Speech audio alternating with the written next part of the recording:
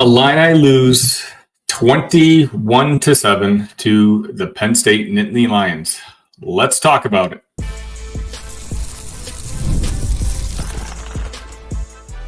You are Locked On Illini, your daily podcast on the Illinois Fighting Illini. Part of the Locked On Podcast Network, your team every day. Well, welcome everyone to another live episode of Locked On Illini, postgame of the Illinois Penn State battle on a Saturday night in front of millions on NBC. I can see already a lot of people have thoughts on the game. I want to hear what you think. Let me know in the chat section. Send me a DM, send me a Twitter if you want to join me on this live. Let me know. I can send you guys a link. I got thoughts. Kevin, I see your comment. I know you and I have been going back and forth on Twitter about that as well. I know there's a lot of frustration out there, and it's understandable. I get it. I'm just, I think I grew resigned that it didn't look like we were going to win that game after that Luke Altmaier interception. And so I kind of, at that point, started gathering my thoughts. And before I do that, I do want to mention today's episode is brought to you by FanDuel. Place your first $5 bet and you'll get started with $200 in bonus bets guaranteed. Visit FanDuel.com to get started. All right, as we get started, let me know where you watched this game from. Are you in Champaign? Are you watching from home? Let me know. Are you surprised that we kept it so close? Are you frustrated? Sounds like a lot of you guys are frustrated. And I'm just going to say, I'm going to go ahead and start speaking my thoughts, and I hope you guys understand. I'm not that disappointed with today's game, and I kind of just tweeted this out. Illinois, as the 19th ranked team, went into Penn State, number 9, and quite honestly, Penn State's a very good football team. Penn State is the second best team in the Big Ten Conference, behind really only Ohio State. If you take a look at Penn State's schedule, after they beat us today, they're very easily going to go 11-1, almost worst case scenario. And we're going to be that loss, or that's going to be one of our losses. Now, keep in mind, this game was a one-possession game throughout until the end of the game. And this is not a moral victory thing, Kevin, which I know you mentioned before. I want to kind of give my thoughts on a broad point. I'm just waiting for a couple more people to get in here because I think this message is important. I know a lot of us are emotional. We were so close to winning this game. We all felt it. This game was never out of hand. And man, what a gut punch that last drive at the end of the first half was. To not get 7 points there ultimately may have cost us the game.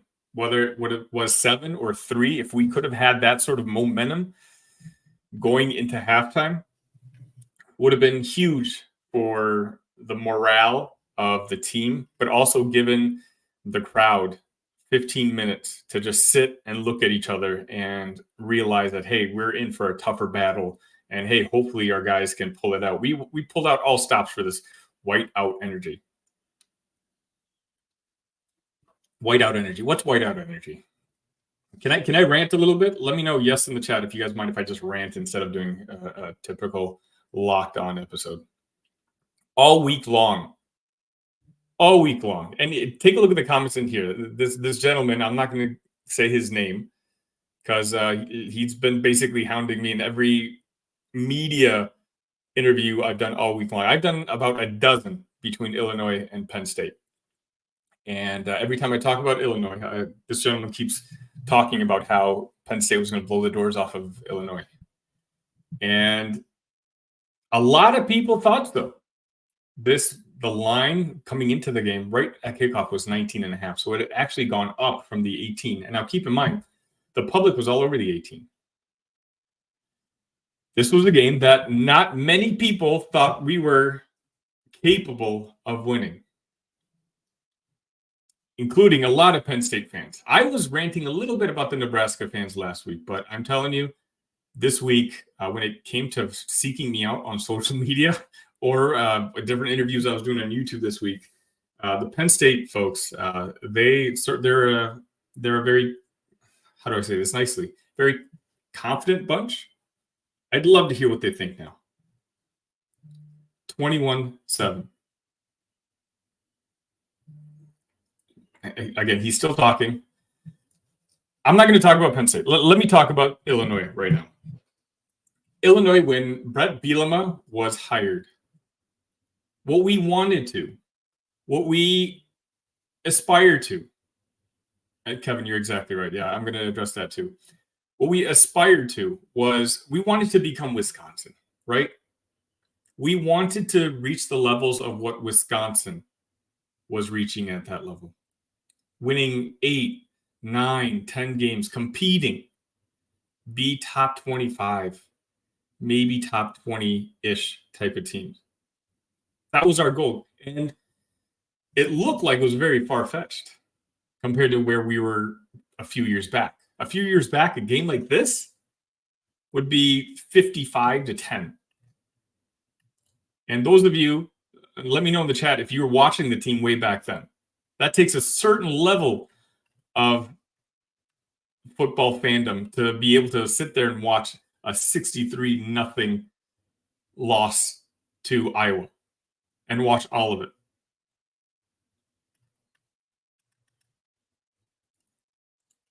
This game wasn't one of those. At 21-7, what we played like today is the type of team we wanted to be 4 years ago. And tell me if I'm wrong. We were outclassed talent-wise against Penn State. Penn State had to pull out all stops to defeat a team they were 19.5-point favorites over.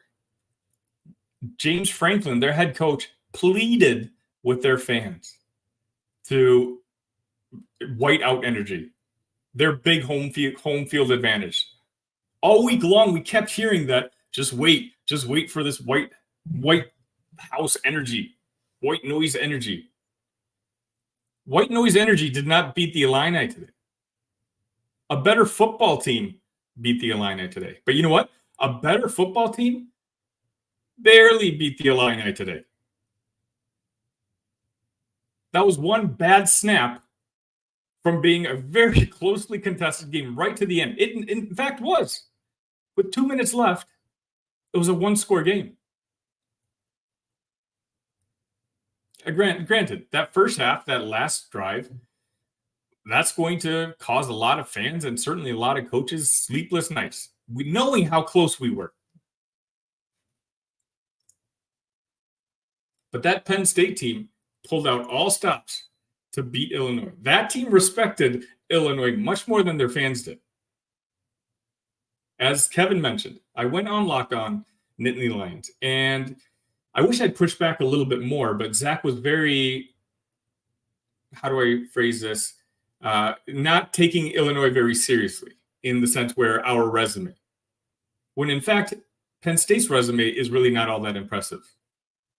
But I just didn't push back on it until late in the interview. But Zach kind of echoed what a lot of their fan base thinks. I think he predicted like a 20-point loss. Most, I think some guy kept hounding 31-7 win Penn State. This gentleman who keeps commenting on all these videos I mentioned.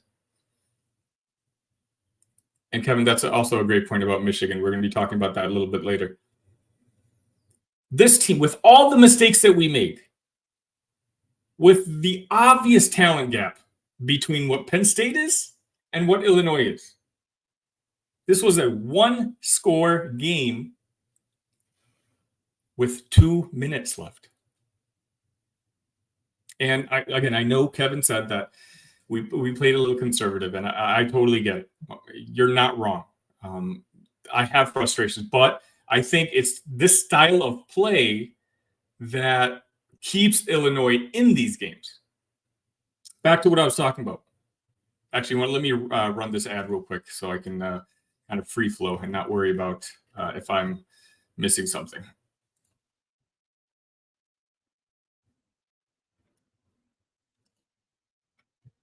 With Robinhood Gold, you don't need a silver spoon to eat up the financial favors of the 1%. Robinhood Gold allows others to get the rates and perks usually reserved for the high society. Now, the resourceful individual with Robinhood Gold can earn the very liberal rate of 4.5% APY on uninvested cash, receive unlimited 1% deposit bonuses, and be rewarded with a handsome 3% retirement boost on an IRA account. Robinhood Gold provides the privilege of a high net worth for any net worth. These generous benefits are now available for only $5 a month. The new gold standard is here with Robinhood Gold. Sign up at robinhood.com/gold. Terms apply. For product-specific disclosures, visit robinhood.com/gold. Investing involves risk. Rate may change. Gold membership is offered by Robinhood Gold LLC.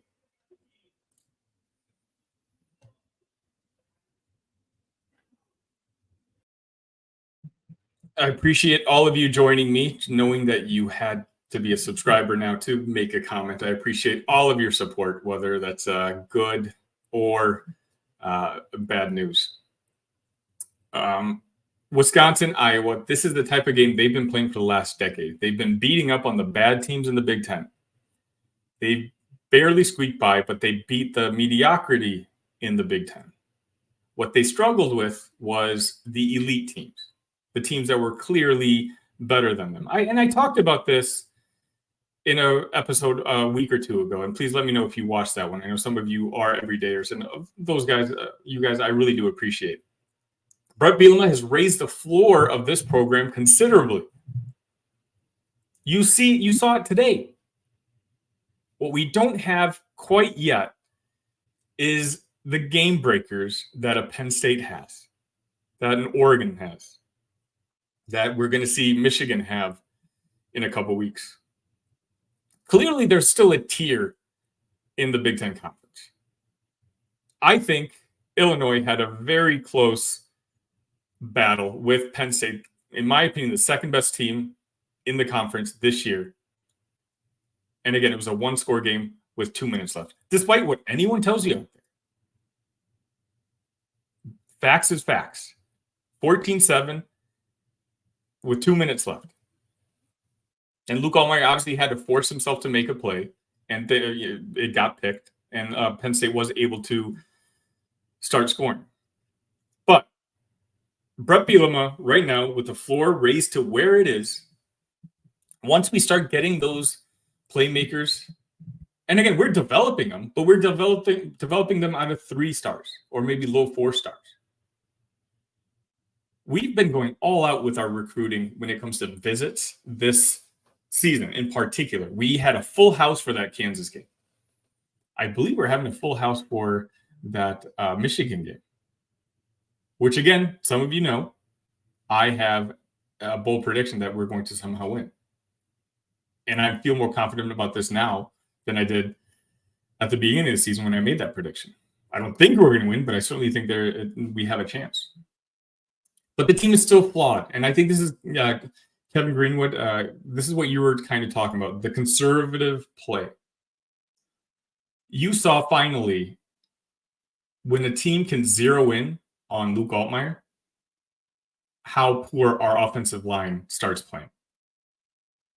We keep going to the run to try to keep the defense honest. And let's be honest, Penn State is a fantastic defense, but they're an even better pass rushing defense. They attack the quarterback. They injured 2 of Kent State's quarterbacks last week. And at the end of the game, when I believe there was like 4 or 5 sacks, I don't even have the box score open. I literally just came on because I wanted to vent, and I figured you guys wanted to vent a little bit. 4 or 5 sacks, mostly at the end of the game. Because, again, Penn State got to zero in on Luke. Luke, I think, played a solid game. I wouldn't say great game. I'd have to pull up his stats real quick. But this was a team that wasn't intimidated by anything. They came in there and they scored on their first drive. Barry Lunny Jr. continues to be amused when it comes to the first written script for the first drive, and then just struggles, and we kind of just hunker down the rest of the game. But again, it might just be because we know we have to limit mistakes. And for the most part, we did. And that's why we kept it as close as we did. Today was not a victory. Today was a loss that we're going to be feeling for the next 2 weeks. And hopefully, we take it out on Purdue in 2 weeks. But what I do know is that there's Penn State fans who had no idea they were in for the game that they were in for tonight. James Franklin knew. The media team knew. That's why they went all out for this game. Illinois is not a sexy team, right? We don't have the Devin Witherspoon, the Johnny Newton, the star player that we've had in years past. Right now, everyone wants to talk about Indiana, who I think we would beat by a touchdown if we played head-to-head on a neutral field. Because they're flashy. They're scoring. Illinois plays a very basic style where they just basically anaconda squeeze you to death. It happened against Kansas. We beat Nebraska. And you know what? Penn State is a level above Nebraska. We know that. Maybe 2 levels above Nebraska. What I saw from today is we're comfortably in the 6 to 10 range, maybe 5 to 10 range in the Big Ten. No, I don't know why I said 10. It's clearly not 10. It's more around 5 to 7 range when it comes to the Big Ten, where we stand. But I also talked about this a couple weeks ago. We are ranked 18th when it comes to overall talent composite, according to 24/7. The job Brett Belma is doing is an incredible one. I know this loss stings, and I know there's weirdos on the internet or on YouTube that will probably, enjoy this victory and try to make you feel bad about it. But let me speak to you. Most of you are my everydayers. If you're tuning in for the first time, hit that like button, hit that subscribe button, send this channel out to other Illinois fans. For those of you who don't know, I do this every single day. I've developed Illinois content, I think 2 weeks straight. Every single day I do a half-hour video. And it's for you guys because the support that I get. But we are where we wanted to be 4 years ago. Take that however you will. The fact that we're frustrated with this loss tonight, let's be honest, and let me know in the chat, straight up. How many of you were as worried as I was about that 18-point spread, that 19.5-point spread? We all thought it. The internet, Twitter, every podcast I listened to, every show I went to was like, is 18 legit? How can they give him 18 points? But it's like, what does Vegas know? Vegas did not know this game would be this close. Tell me I'm wrong. All right, let's go to some of your comments. I'm sure you guys have a lot to say as well. We'll do that right after this.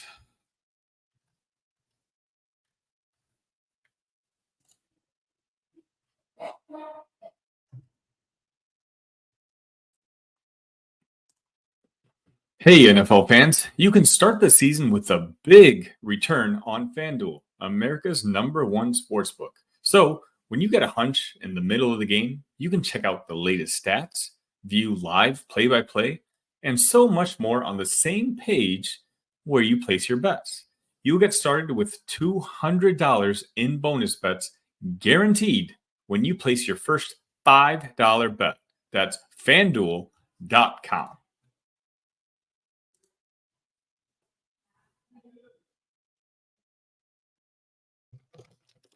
All right, I'm putting a link in there. If you guys want to join me, we can do this call-in style. All right, let's see what the crowd here thinks. Those that matter. Appreciate all. I see a lot of familiar names in here. Thank you. Jason says, Lundy gets too conservative and predictable at the wrong times, especially when we can't run the ball. Yeah, I mean, that's just an issue. I think the second part of your statement is more important than the first. The fact that we still haven't been able to run the ball. The offensive line clearly has issues. J.C. Davis had a decent game. Melvin Priestley had that costly penalty at the end. Jay says, after Groot's terrible snap, the big game basically fell apart. Absolutely. And I said that earlier. I don't know if some of you were here for that. Getting 7 there and being up 14-7, we're at the 2-yard line, would have been huge. Because what that would have done is planted a seed of doubt in Penn State, in Happy Valley. James Franklin, for as good of a coach as he is, he's a top 15 coach. Penn State fans will tell you that they know the big game Franklin reputation. He's a fantastic CEO. He's not an X's and O's guy. Kodalinki is, and that's why they spent so much money to bring him in. Tom Allen is, but what I wanted to happen was to keep this game close and put it in the hands of the coaches, essentially, and see what happened. Kevin says, conservative was the word for the night for me. At some point to show Penn State down up front, who was stacking up the box, you had to take shots.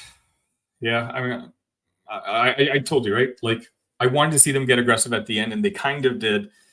And then A.J. Harris he read the route, disguised, looked like he was going to play man, sat right where the ball was going to throw, and that was just good scouting. Sean says, will Illinois be ranked? Should we be ranked? Absolutely. I think we're going to find out which one of these voters watch college football, like legit take their responsibility seriously, watch every game, and then they do their rankings, or who just kind of nonchalant throws numbers out there. Because those guys may knock Illinois out. Rutgers won, Indiana won. I mean, again, I'd still take Illinois over them in a neutral field. We'll see what happens in a few weeks with Rutgers. But, Jason said exactly. Illinois could drop out. I hope not, but we'll see. Sean said, just go beat Purdue and beat Michigan. I mean, I want to be conservative here. I don't want to beat Purdue by a touchdown. I want to beat their snot in at this point. They are a wounded animal. They're very bad. I watched that game today against Nebraska. They're a very bad football team. And most folks think that there's a chance Ryan Walters may not make it to year 3. Certainly, what's his name? Graham Harrell won't make it after this year. Their fans are already calling out for him. Bottom line is Illinois got dominated on the line of scrimmage. That was the game. Yeah, but Kevin, the thing is, you got dominated at the line of scrimmage by Penn State, a team where the lines of scrimmage on both sides were high 4 stars and 5 stars. And that's what I was kind of alluding to earlier. Illinois, despite their lack of talent, are coached well enough, developed well enough to beat teams worse than them, as good as them, and maybe slightly better than them. But their margin of error is very small. And in particular, when they go up against one of the elite teams. Penn State's probably they're a top 10 team.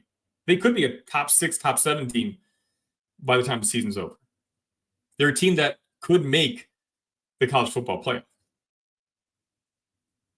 Those teams, Illinois is just not ready for yet. Jason says, offensive lines issues need cleaned up. Other than that, we will be fine. A bye week and extra prep and rest will be fine. Exactly. Thankfully, we don't have, I don't think we lost anyone to injury. Matthew Bailey came back.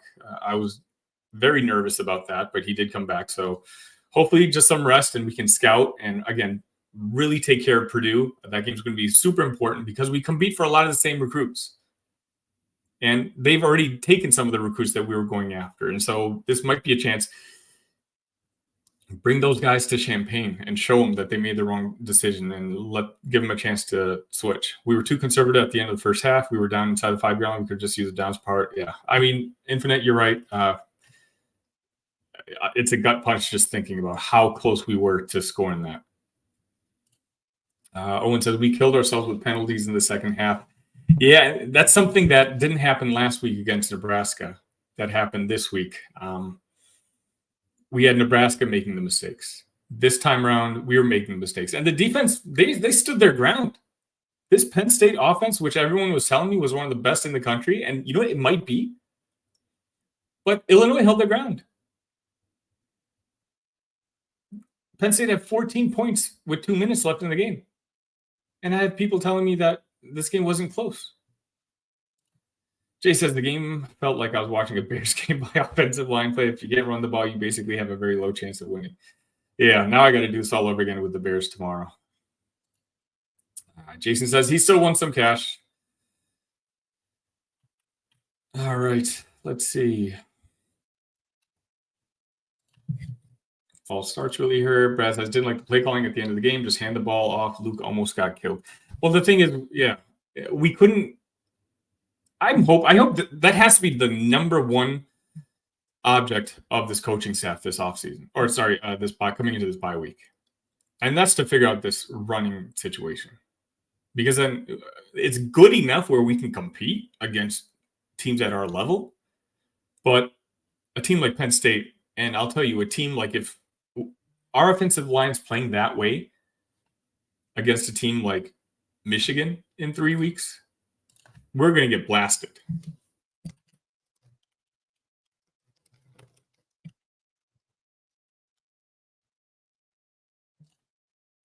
Luke Altmaier showed the worst possible time that he has not improved between the years. He doesn't pick up shifts. He doesn't handle. I don't know if I agree with that. I think Luke played a fine game. He was relatively mistake-free. Penn State got to zero in on him at the end of the game when we knew there was no choice to be had. I don't know if I would put the game on him at all. It's a combination. Barry Lenny Jr., as some of you have mentioned, they're just playing super conservative. I guess it's all about where are your expectations for Luke Altmaier. Those of you who watch my show every single day, I appreciate you. I appreciate every single one of you. Those of you who don't, who may be tuning in for the first time, hit that like button, hit that subscribe button. I think Luke Altmaier is a very, very good game manager. He's not someone that loses games for you. I don't know. He's not a star. He's not a superstar by any stretch, where you can just build your whole offense around the quarterback, and the quarterback, if he doesn't have wide receivers or running backs, he can still win you games. Luke is not that guy. The reason Luke is having as good of a year as he is this year is because of Pat Bryant and Zachary Franklin and some semblance of a running game that we're trying to produce here. He's a very, very good game manager, and I'm fine with that. I'll take that. That works for this team. Credit to the defense, they only allowed 2 touchdowns, but this makes me really nervous about the 2 Michigan running back. Exactly, Caitlin. You're right on. That has me super worried. Now we're at the point where, I mean, the secret's been out for anyone who watched Illini games. If you run the ball, we have trouble stopping you. For some reason, Kansas stopped doing it in the second half of their game, and for some reason, Nebraska stopped doing it in the second half last week. Penn State has 2 stud running backs, and they just kept battering at us. Nothing we can do. And unfortunately, in 3 weeks against Michigan, we're about to run into an even better offensive line, and maybe not quite as good running backs, but same style. And that's going to be a team that's going to pass maybe 7-8 times the entire game. Bad snap by Kreutz and the false start by Priestley. Yeah. Mistakes happen. It didn't happen last week, and it happened today. And it happened against the number 9 team in the country at their place. Let's see. Too many self-inflicting. Yeah. Gregory, thank you for joining us. I'm really proud of this team. I am too. Kevin says this was a great test and preparation for Michigan. Absolutely. It's good for Michigan in the sense that they've got game tape. They've seen what kind of style of play can defeat us. But it's good for Illinois because it's built confidence that we get Michigan at home. And we know that even when a team does a particular thing very well, like running the ball, we can still keep it close. Yeah, a lot of mentions about this bad snap by Kreutz. A lot of us are going to be feeling that way. So it says, yep, can't stop the run. Michigan loves to running the ball. Do not run blister schemes. Yeah, Sean, I know what you're talking about. Jason said Penn State is good, yet their offense will not hang with the big boys. Yeah, I think this year they will. I think this year Their offense is good because they've got Kordelinski, right?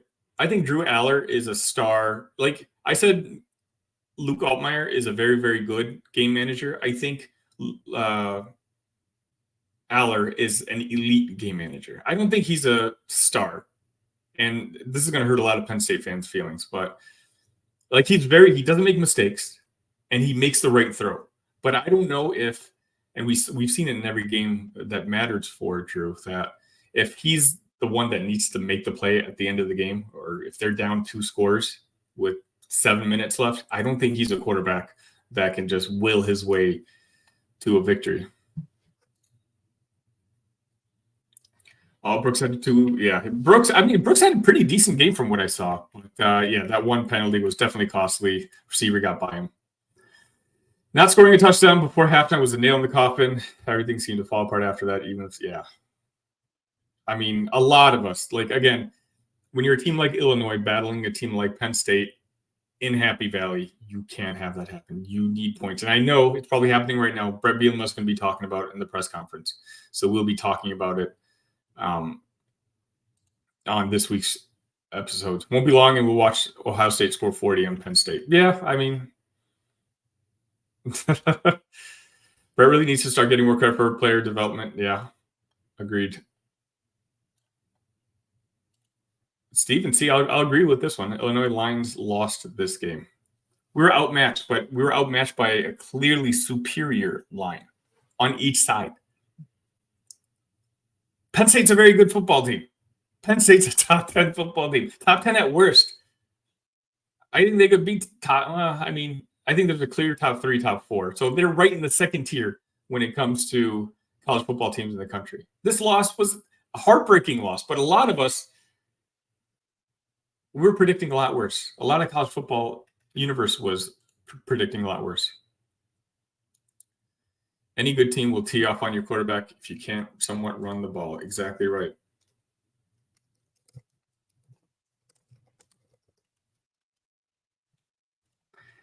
After the scripted offense, there wasn't much there. It wasn't a bad snap. That's all. It was bad play calling and shockingly.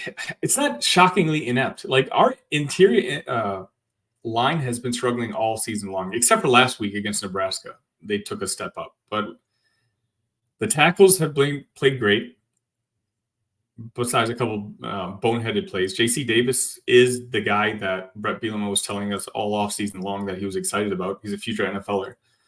But as I mentioned, during the bye week, this interior offense, this is what we need to figure out, because it's good enough to beat the Purdue's, good enough to beat the mediocre teams, like maybe not like slightly above average Nebraska type of teams, but it's not going to be good enough to get to that next level. And maybe that's just where we are. We're not quite supposed to be there yet. Owen says, nothing to hang our heads about tonight. If we saw the penalties, we beat Penn State. I mean, that's where I'm coming from. And I know some of you disagree, and I'm not saying there's such a thing as a moral victory. This is disappointing. I feel bad that we didn't win. But because I was just able to kind of gather my thoughts a little bit as I saw the game ending, I just stepped back a little bit and looked at the big picture. These are the type of games I wanted to compete in 5 years ago. This is where I wanted the program to be. This is what I was hoping this Brett Bielema hire would do for us. We're not at the level that we need to be or want to be. Maybe that's a better phrase. Again, we need more playmakers. We need stars. Right now, we're just we're a very good football team. But we're a top 20 team. We're a top 20 team with top 40 talent. The worst talent composite in the Big Ten, yet we're a top 20 team. Once we get those 4 stars rolling in a little bit more, and it could happen this year. Once we get, if we can make a bowl game, we're 2 wins away. We got to beat Purdue next week. A bowl game does so much for perception. We're so close to it. We should be back to back bowl seasons, but unfortunately, we have 2 5-win seasons in there because of just very gut-punching losses. We can get to a bowl game this year. I truly think the staff has gone all out on recruiting. We might be able to change things around. EM says Georgia versus Belma is dope. Yeah, everyone keeps on. I think this game is fantastic, and maybe I'll jump off in a second to go watch. But I'm giving you guys another couple minutes. If anyone wants to come on with me, again, you don't have to have your camera on. In fact, I won't have your camera on. If you just want to talk, we can do it sports radio style. Let me know what your thoughts are, and we can just kind of talk about it. Tyler says, couldn't block up the middle. Really cost us tonight. Yeah. Jason says, Michigan has a weakness to the temp game as Minnesota showed today, but I fear what their running game will to us. Yeah, the running game it's going to be trouble. But the key for that, just like the key was for this game and the key was for the Nebraska game, it's to get out early, score early, put the pressure on Alex Orji to score points, because there's not a single Michigan fan who trusts Alex Orji to win a game for him. Fagan had himself a game. Fagan had a couple of good runs. Again, for him, the key is just he's so talented, but he just has the wrong offensive line in front of him. He needs an offensive line where the interior is strong and solid, and he can just slam through the hole, because once he gets to that second level, he's impossible to bring down. But he's not shifty enough, so if the hole's not there, he can't get there. Sherman, I know, man. We got dominated on the trenches on both sides of the ball. We did, but by a better football team. It's one thing if we got dominated by a Kansas type of team, who, by the way, I think is 1-4 now. Brandon says, if we got that second touchdown, would have been slightly different. We're all going to be talking about that for the next 2 weeks. Kevin says, good night, gents. Save your emotions for the Bears game tomorrow. Yeah, I feel like that's not going to be any easier. The floor has definitely been elevated. Brett just needs dudes from the Portland recruiting. And we're working on it. Can't wait to rewatch and count the times Luke released the balls with 2.5. Yeah, I don't know. By the way, I think I told you guys, I have access to the All-22 film, and I watch this every Sunday nights for the most part. If you want to be interested, if you want to join, I can do a private Zoom link. I have to do something different with it just because I can't offer that through Locked On. So feel free to join the SUBTEXT group, and that's how I'm going to basically do it from now on. If you're a football guy, if you're a former football coach, I know you guys love that sort of thing. It's how I have to watch the game, so I know what to talk about during the week about the positional grades and how the team is performing. Brendan said the defense did enough to win 100%. They stood their ground. Again, Penn State, a lot of folks were predicting 38, 40 points played against Illinois.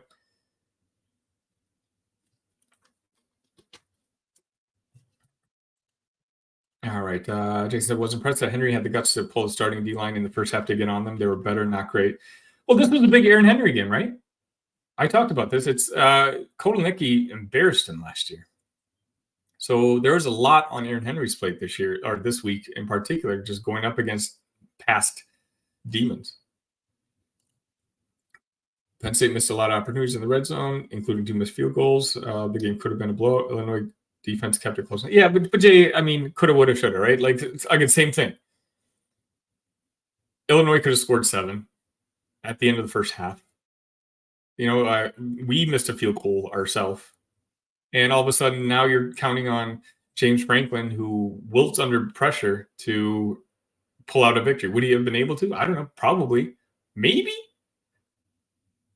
There's a clear talent advantage on one side of the football. But Brent says, my expectation for Luke is to be his upper half Big Ten QB. And I think he clearly is. Clearly is. I said he was a top 5 or 6 quarterback in the Big Ten. You have Dylan Gabriel, Rourke on Indiana. I got to watch him today. He's a fantastic quarterback. You have, again, the star quarterbacks, but then Luke Altmaier's right there in that second tier. At least with Michigan, you can fully commit to the run. That's right. It says Penn State has at least a QB threat. Simmons says, you have covered this. 2 reasons we lost: the lack of running costs and the blown score at the end of the first half. Man, that blown score is going to really, really bother us. All right, folks, I'm going to wrap it up for today. Again, I got some tape to watch, some press conferences to watch. Thank you all for joining me, whether you're a first-timer or you're one of my everydayers. Just know I genuinely appreciate you. I'll try to get another video out tomorrow. Please hit that like button, subscribe button on your way out. The season's not over. This is a game we weren't supposed to win, We got to go into Purdue in 2 weeks, or actually they're coming to our house. Beat the brakes off of them. Let's get to 5-1. If we're 5-1, there's going to be a lot of eyes and energy for that Michigan game. Okay, we have Michigan and Oregon, 2 very, very tough teams left on our schedule. But that back end of the schedule, when I say we're capable of getting to 9 wins, we're absolutely capable of getting to 9 wins. We can beat the teams at our level or even slightly above. And who knows? We might be able to beat a team like Michigan. It's going to wrap it up. Thank you all for joining me tonight. Again, let me know in the comment section what you thought. Find me on Twitter, find me on Facebook, Instagram, all that fun stuff. Hope you all have a wonderful night. I'll see you right back here on Sunday or Monday. We'll see. ILL. Love you guys.